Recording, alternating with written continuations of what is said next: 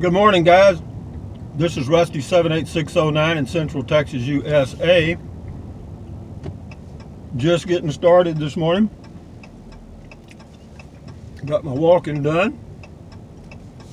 Got my stretching done. Got me some chocolate almonds, some green tea, and life is good. This is May the 3rd. This is my youngest boy's birthday, Paul's birthday today, May 3rd. He's 34 years old, lives in Arlington, Texas. But anyway, again, May the 3rd, 2017 at, let me tell you, 8:41 a.m. It is 78 top-down degrees. Not unusual for this time of the year at all. This is May the 3rd again, and this is the time it starts to warm up a little. Not too bad. It doesn't get unbearable till actually July, and then it's really uncomfortable. But having said that, I'm on my way to Wally World, Walmart, to get a step stool. I ordered a Rubbermaid step stool, and when I get it today, I'll do a little video to show you what it looks like, because it's a pretty good one, pretty neat little step stool for getting in and out of my pickup, which I'm going to put a camper top on in the next week or two, whenever it comes in, and then go camping in my 2017 Dodge Ram pickup with a camper top on it and see how that works. But anyway, I'm just leaving my little lowbrow neighborhood, which is where I wanted to live. I like it. It's very comfortable for me. Cheap. But anyway, for you new guys, I full-time RV'd for about 20 years, went camping in a car for about 5, a Prius. And if you're interested in RVing or car camping, you can check out my playlists on my channel homepage. Also, for those of you that like the mail call videos, I've got a playlist for those. But today, the topic for the day, I'm finally getting to it. I feel like most of the channels, you have such an introduction that by the time you get to it, you've already lost your audience.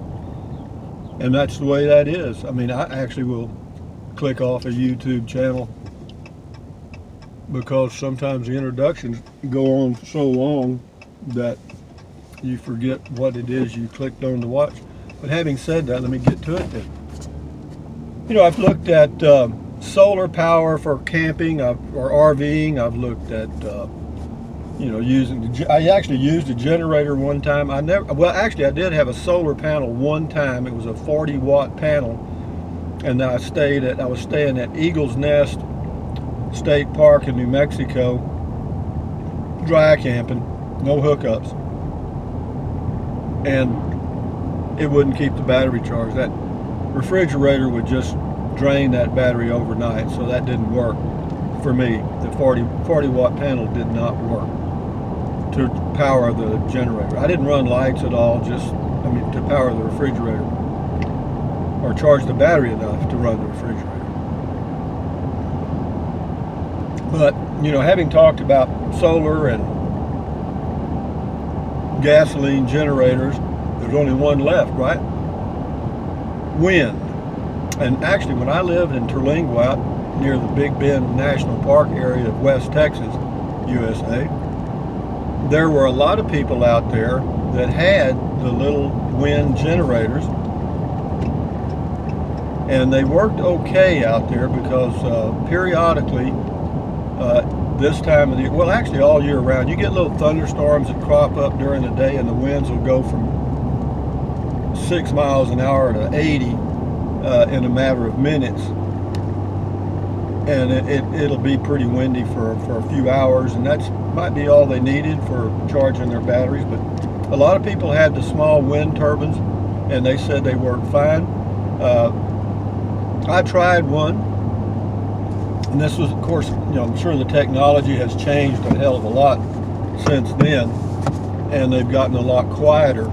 But back then, one of the issues I had was the fact you could hear that whir, whir, whir, whir whenever it was whenever the turbine was spinning or whenever it was generating. And that was a little bit of an issue because out in the desert, one of the things I really enjoyed was that it was just so quiet you could hear your heartbeat. I mean, it was amazing. Beautiful views, no one around. So that's the deal on wind power. How is it today? Well, I checked briefly on the internet. I didn't do a lot of research on it because I'm not that interested in it because it won't work for me. But the price of a wind turbine for an RV is going to run somewhere between around $500 in that range. You know, you can get them a little cheaper or a little more expensive, but that's kind of the range. And they'll generate 300 to 600 watts. I'm not sure how many amps that is to charge a battery. But if you get, I did read one little article from a forum about wind power or RV wind power, and the individual pointed out that to really benefit from wind power for an RV, you need pretty constant winds around 20 miles an hour for at least 6 to 8 hours a day. Kind of like solar needs about 6 hours of good sunlight for it to function at full capacity. So it's kind of a catch-22 there. If you're going to be along the coastal areas RVing, then you might be able to use a wind turbine.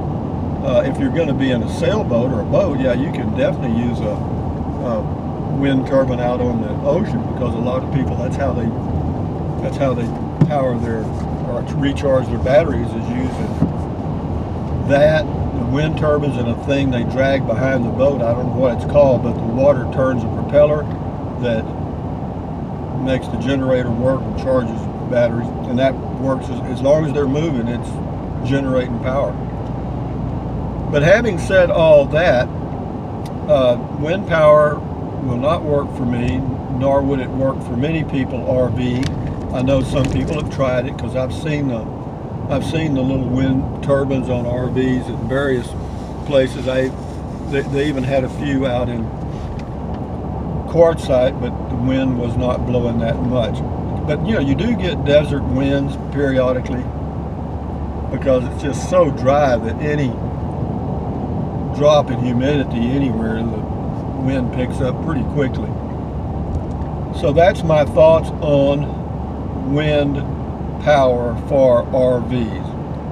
Will it work? You know, if you've got a place where there's plenty of wind, yeah. If not, it's kind of like solar. If you're going to be in an area, you wouldn't want to try solar in London, England, probably, I guess, or a place that's pretty much overcast most of the time. But out where I go in the western part of the USA, yeah, solar will work great. Sure. A lot of people power their homes with solar and battery packs. Well, they don't power their homes, they charge batteries, which then the power from the batteries runs appliances. And I know I've said this before in videos, but for solar, for you new guys, or people that are new to solar, always remember that the solar panel does not power anything directly. Now, it may, I guess you could rig it up some way. But normally, the solar panels are just used to gather the energy to store or to charge batteries, and then that battery power is used to run appliances either through an inverter or maybe directly 12 volt somehow. But here we are, we're on Park Road 4 for you new subscribers. It goes from Highway 281 over to Highway 14. Scratch that. It goes from Highway 281 to Highway 29. Highway 281 runs north and south, and Highway 29 runs east and west. Why do they call it Park Road 4? Because there are two state parks on this road. One is Longhorn Caverns State Park, and the other one is Inks Lake State Park. I was a tour guide at Longhorn Caverns for a while, but I got fired because I left some people in the cave. You know, we had a busy day, and there was 3 tours and in the cave at the same time. Some people from one tour switched over to mine so they could get out early since my tour was leaving the cave, and I didn't realize that, so I was doing the head count based on what I had originally started with. And when I exited the cave, well, I locked the door like you're supposed to do, went up to the front. It was no danger to them. I mean, back then everybody still had cell phones with flashlights, so it wasn't an issue there. And all they did was come up to the entrance and call the desk. There's a cave inside the cave. There's a phone that's connected to the front desk, so you can call if there's an emergency. It's very visible right at the entrance. It's a big painted box. You can't miss it. So anyway, somebody just picked up that phone and automatically rings the front desk and told them that they were locked in. I went down and unlocked them. Asked them where they came from. The lady said, well, they had switched from one tour to another because they wanted to leave. One person in their group was suffering from claustrophobia, and that was that thing. But I've been fired a few times. I'm not embarrassed by it. Doesn't bother me at all. As I look back on my life, is there anything that I regret? No. Have I made some wrong decisions? Hell yeah. Yep. Do I regret them? No. That's how you learn. Make a mistake. You think you're going in the right direction until you hit a brick wall. And that's the way life is. For those of you that have never made a single mistake in your life, then you're free to criticize me if you want to. But anyway, I've done a lot of other things. Many, many, many. And that's the way life is, folks. That is the way life is. But anyway, we're on Park Road 4. It's a nice little highway. It's not too well maintained because it's a county 2-lane road, not too heavily traveled, as you can probably see. It's a little overcast today, which makes it a little better for doing the video, because if it's just a clear day, the sunlight sometimes causes the video to be a little, I don't know what you call it, blurry or something. And I don't have the best equipment in the world. And a lot of people have not criticized, but have commented that I needed to upgrade my equipment and do different things. Well, it's easy to coach from the sidelines. You know what I mean?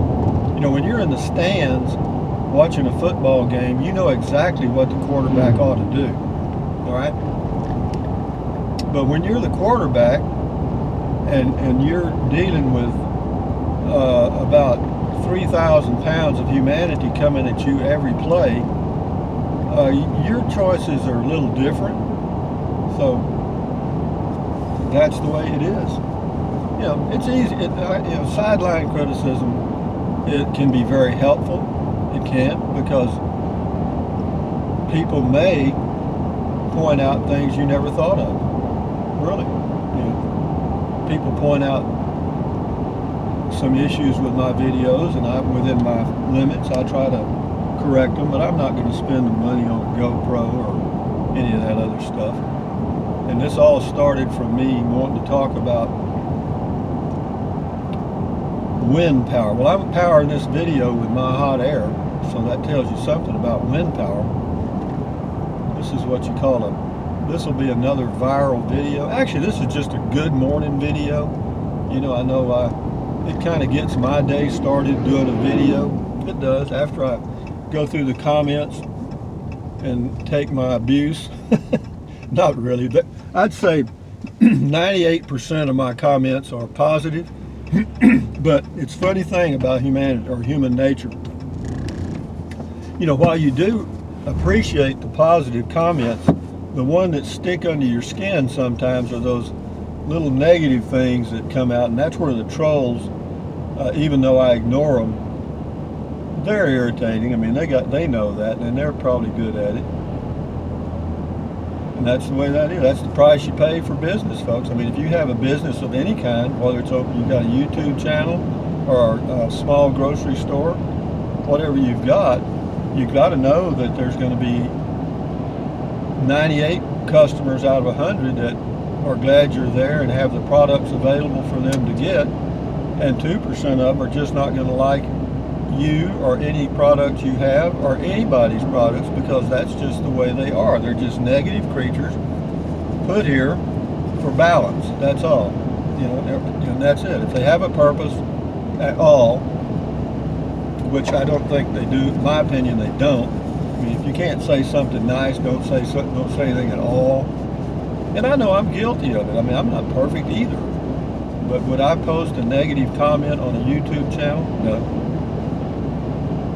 No, never would. I just wouldn't watch that channel. If I don't like a channel, I just don't watch it. I've subscribed to some and then unsubscribed after a period of time, because I just either lost interest or they didn't appeal to me anymore. Same thing. This is Highway 281. This is a busy little stretch of highway between, this runs all the way to San Antonio, going south is the direction we're going now. Going north, you go to Burnet, Texas, Lampasas, Texas, and I don't know what the next town is. I don't. You can if you go north and then take a turn to the east, you go to Killeen, Texas, which is Fort Hood. That's the largest military base by landmass in the United States. Now, as far as number of people there, it's probably not.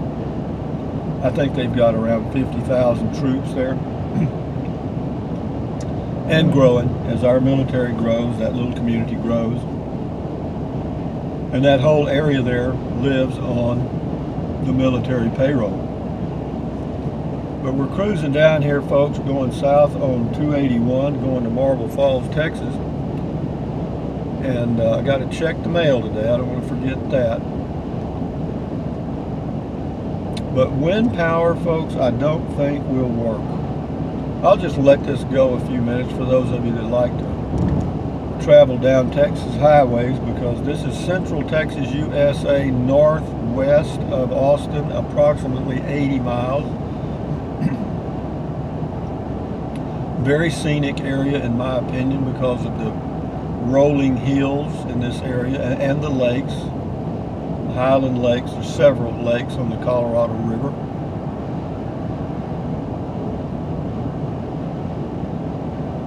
The trees you see on the right hand side, or left too, those are mostly live oak. There are a few cedar, or some people call them juniper. They come from the same family. And in this area there's not many mesquites, because the mesquite tree is a deep rooted tree, a desert tree, and these other trees are shallow rooted, particularly the cedar tree, and they get the water first, so the mesquites don't have a chance to really get started, so they don't. And on we go, guys. So what else? We got a camper top coming in a couple of weeks, hopefully, and then I'm going to set up my camper and go somewhere. I'm not sure where yet. I'm going to try to find those places that have reasonable internet access, because that has become a good part of my life, doing these videos and just checking stuff on the internet. It's a form of entertainment. It's kind of like some people watch movies, but I can watch a few short little YouTube videos. It provides entertainment. So having said that, guys, I'm going to try to shut this off here while I'm cruising. We're coming into Marble Falls, Texas right about now. That's the city limit sign on the right, 6,077 people. In some states they have the elevation, but in Texas they have the population. So anyway, guys, thumbs up, carpe diem, adios, bye-bye. Buy USA made when you can. Drink plenty of water, 3 quarts a day. Won't hurt you. You may pee like a racehorse or a 2 or 3 peckered possum, but you'll feel a hell of a lot better. You'll get to know your restroom quite well also. Take deep breaths. Breathe in through your nose, deep. Out through your mouth. Do that several times a day. Why? Because that relieves stress. When you relieve stress, you lower your blood pressure, and when you lower your blood pressure, your heart doesn't have to work so hard so therefore it will last longer and you will live longer. Wouldn't that be fun? You know, and then stretch and walk and do something, get up and walk around. Keep your health, because we're going to go somewhere in the very near future and you guys are going to go with me. Where we're going to go, I don't know yet. Somewhere in the West, you can bet on that. But anyway, guys, enjoy your day. Adios. Bye-bye from Central Texas, USA.